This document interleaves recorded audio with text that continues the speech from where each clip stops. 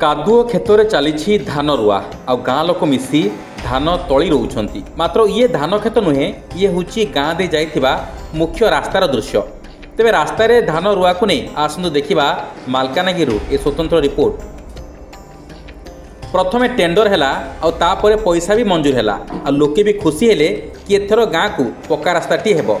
मात्र काम आगे पारा नहीं एवं सेमानकर पक्का रास्तार स्वप्न स्वप्न ही रहीगला।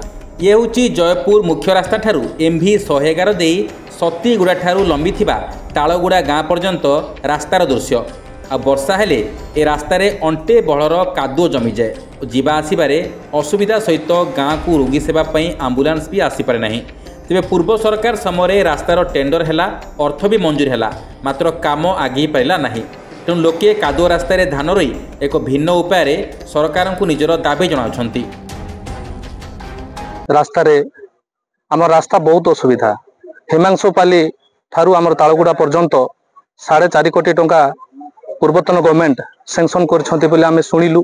रास्ता आरंभ हो बोले बहुत खुशी रे थिलु, किंतु रास्ता हो पारला नहीं। गोटे दुखर विषय। ये दीप तले अंधार। आमे माने आम मानकर पिला छुआ स्कूल जावाई बहुत असुविधा होची। ये गोटे रोगी असुविधा हेले आंबुलांस आसी पारु नाही। पूर्वतन आम जिलापाल को जनइथिलु, से विषय कौन खोज खबर एवं पर्यंत ना कि आमर इरिगेशन डिपार्टमेंट जेई को जनइले आमर कथा कर्णपात कर सुनना। तेबे वर्षा पूर्व रास्तार मुरुम पका जाइछि आ मुरुम को रोलिंग न करी ता उपरे पत्थर गुंड पड़ी। तेणु वर्षार पानी सबू धोई होई रास्ता कादुओ परिणत हो जाइछि। एवं एने बारंबार ठिकादार विभागीय जंत्री एवं पूर्वतन जिलापाल पाखरे आमे अनेक अभियोग कलु, किंतु कौनसी फल मिल नथिबारु एभली अभिनव उपाय आमे एक प्रतिवाद करूछु बोली कहिसंती सिंधरीमालर सरपंच।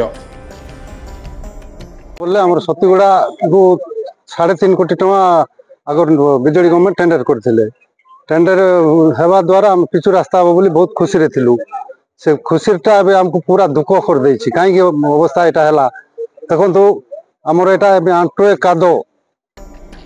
मालकानगिरी अब्राहम कुमार सेनापति रिपोर्ट, न्यूज अलर्ट 24x7।